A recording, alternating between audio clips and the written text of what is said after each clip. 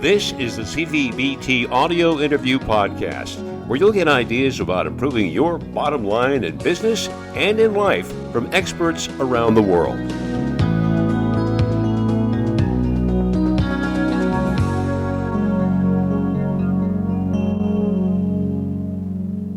Jonathan, let's start off by telling our audience a little bit about yourself and your company. Sure. Well, my name is Jonathan Keyser, and I used to be a ruthless, take no prisoners commercial real estate broker. And I thought that's what it took to be successful in the cutthroat industry of commercial real estate. And then about 15 years ago, I heard a speaker talk about a different way of potentially doing business. It inspired me. I reinvented myself around it. And today we've created the largest firm of our kind in Arizona and one of the faster growing in the country around this idea of success through selfless service. And so we have a commercial real estate firm that represents exclusively tenants, and we're helping companies across the globe. And we have a Keyser Institute that we're developing to train, empower, and ultimately certify the next generation of selfless leader. Now, I have talked about something called, if I have this correctly, conscious capitalism. Yes. Tell our audience, what do you mean by that? So conscious capitalism is a movement started by John Mackey and a couple others.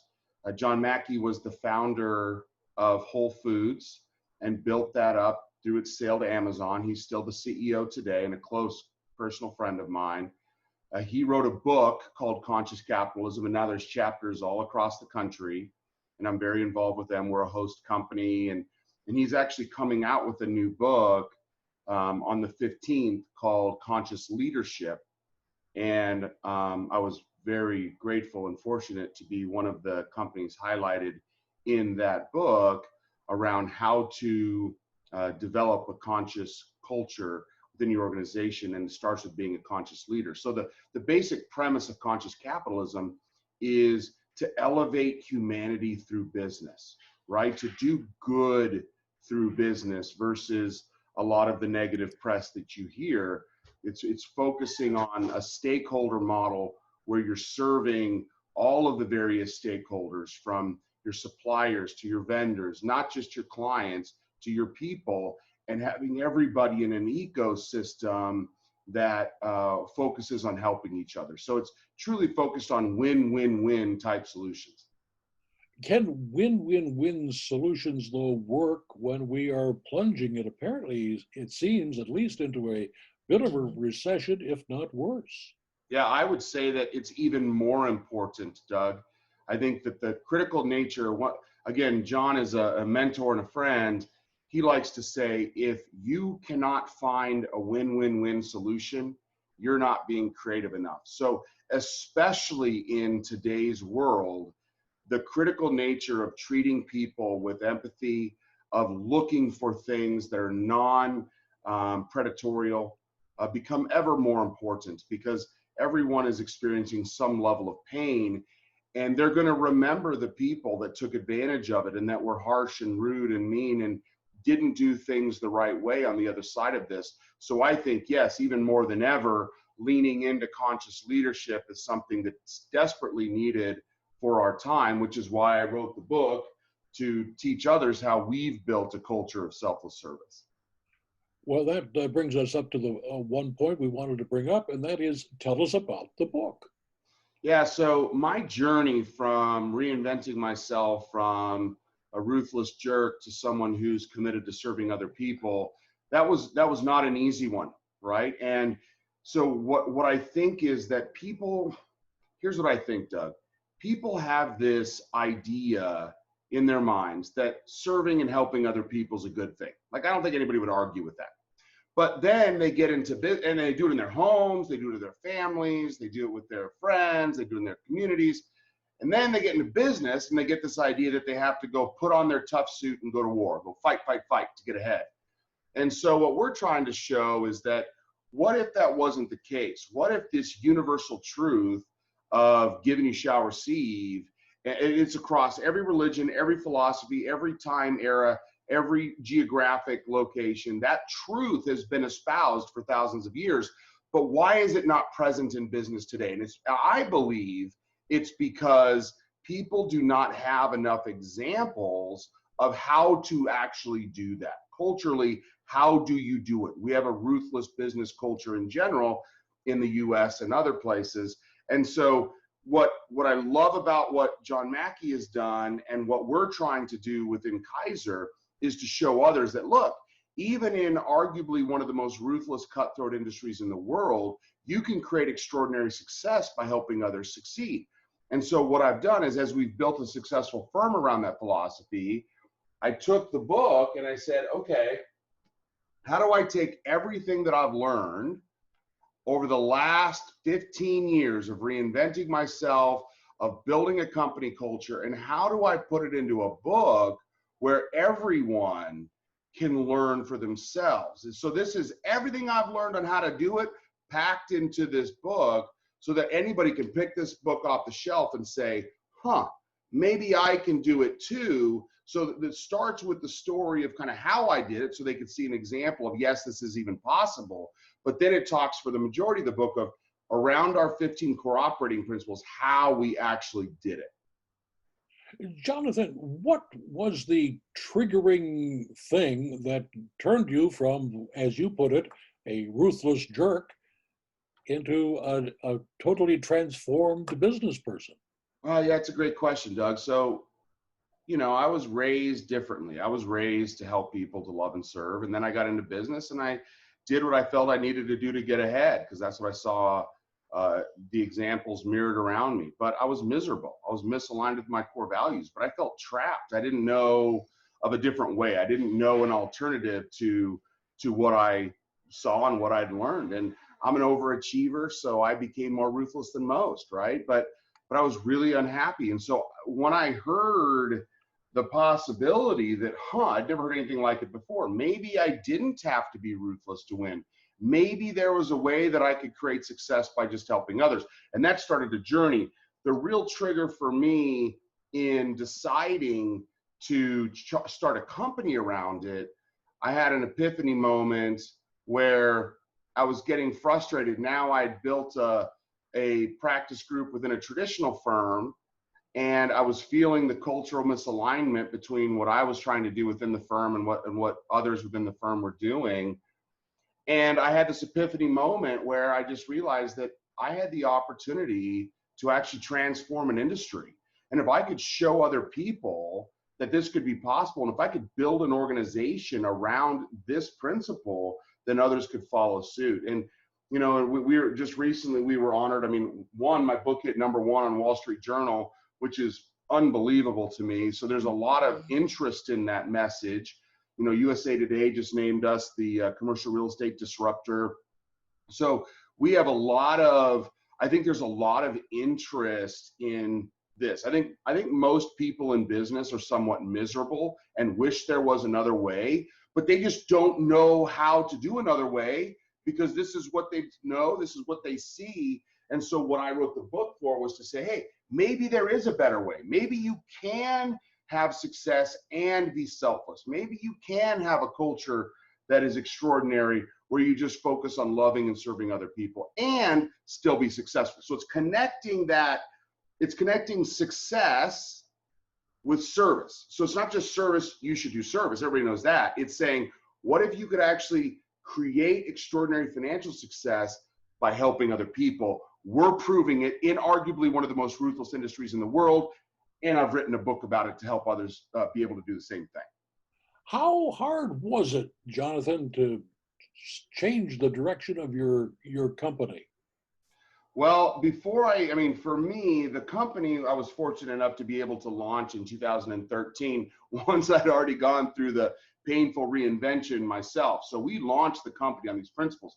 But to your question, self-transformation is one of the hardest things out there, right? It requires the commitment to really change. It requires your willingness to endure the hardships of going through self-realization. So that was part of it. The other part of it is the model I teach is the long game.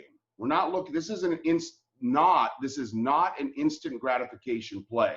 This is all about playing the long game. Service is the long game. And so it took me 4 or 5 years to, reinvent myself to actually show that it was working financially. And so the amount of critics in the process, the amount of people that scoffed and discounted and laughed. So I think there's a tenacity required. There's a willingness to be different. There's a willingness to continue to push forward, even in the face of criticism and lack of results that's required. And so what I've done at our firm at Keyser is I've tried to take that and compact it for people. So because I had to learn through, bumps and bruises. So what we've done here is try to take that learning curve, compact it, and help people implement it faster.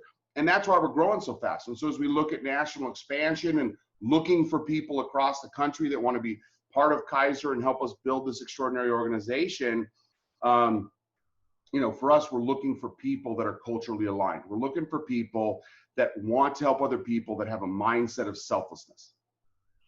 Jonathan, is now a good time for entrepreneurs to be getting into business, or is this a good time just to kind of hunker down and trying to get through the storm?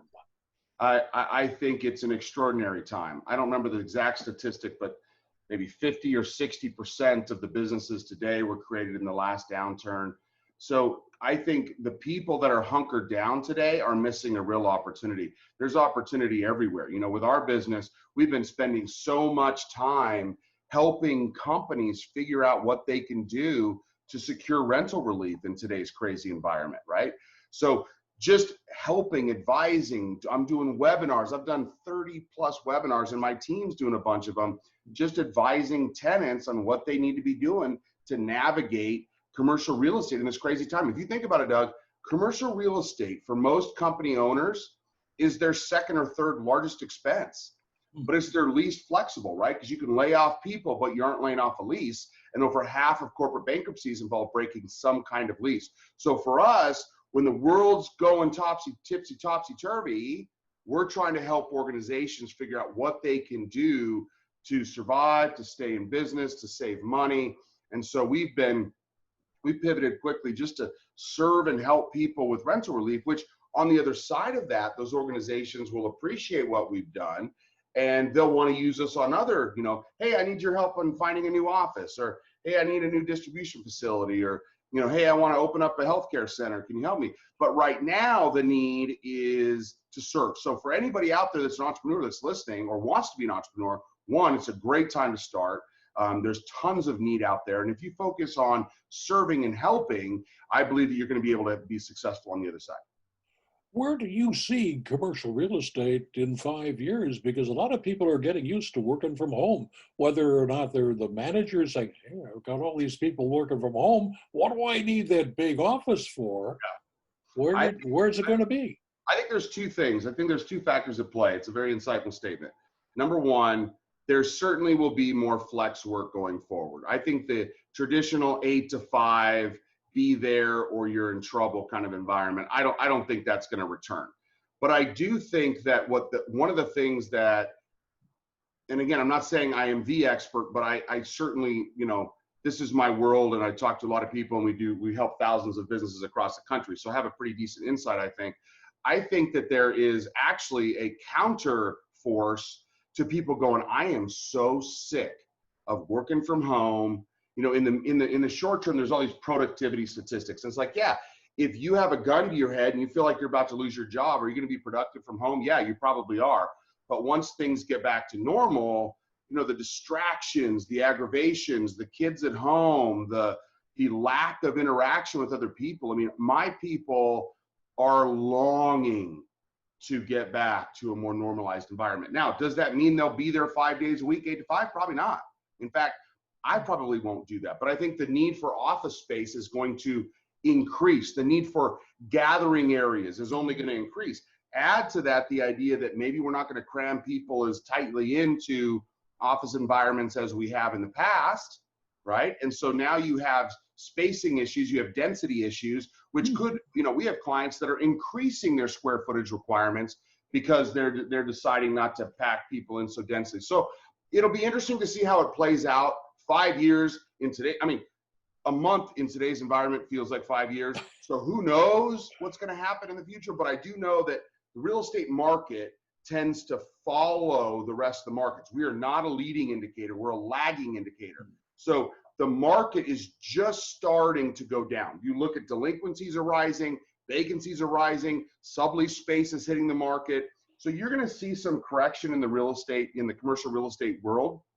It's going to create extraordinary opportunities for tenants, extraordinary opportunities for companies that are positioned and thinking strategically to take advantage of it. And so that's the other thing we're helping our organizations do, our clients do, is helping them look at how in this new market can they take advantage of the opportunities being created by this dynamic, and how can we help them do so in a way that on the other side of this, they've now reset their real estate costs. They can outcompete with their competitors, be more profitable, et cetera. So I think it's an amazing time. And for those that are just sitting around biting their nails, watching the news, you're missing the opportunity. Turn that crap off, fill yourself with positive stuff, read positive things and listen to positive things and get into action. And that's where you're going to see so many stories on the other side of this that you're going to have the ability, you've done 600 of these, you're going to have the ability to do so many more of these people that were not, sitting there just frozen, but were willing to get out and do something and create extraordinary success doing it. Jonathan, you have crammed an awful lot of information into a short time. What would you like to add that we haven't had a chance to talk about? I would invite everyone on this call to imagine a world, imagine a business world where people actually selflessly helped each other, where people actually put the needs of others first. And as a result, they prospered. What could we do as an economy? What could we do as a society if we all put down our weapons? We're so polarized, right? Like, what if we just put down our differences and said, how can I help you, to each other? And what if that led to extraordinary success? I am here to say it's possible. I wrote the book, You Don't Have to Be Ruthless to Win, to say it's possible. And if I'd invite you to join me in this mission of changing the business world through selfless service. We need all of us together. It's a community effect. It's not, I can't do it by myself. John Mackey, Conscious Capitalism, we need all of us to join forces and say, how do we create good in the world while still paying our bills, doing the things that we need to get done? So I'd invite you to join me. Buy my book, read it, ingest it, take it to heart. If I can help you in any way, let us know. Keyser.com, Keyser.com. We're here to help.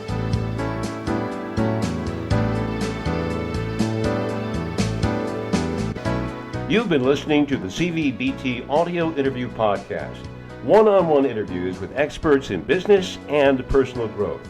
Keep up to date with all of our podcasts and news that impacts business by subscribing to our daily email newsletter. To sign up for a free introductory subscription, please send us your preferred email address. Our email is editor@biznews.com. That's spelled BIZGNUS.com. Thanks for listening.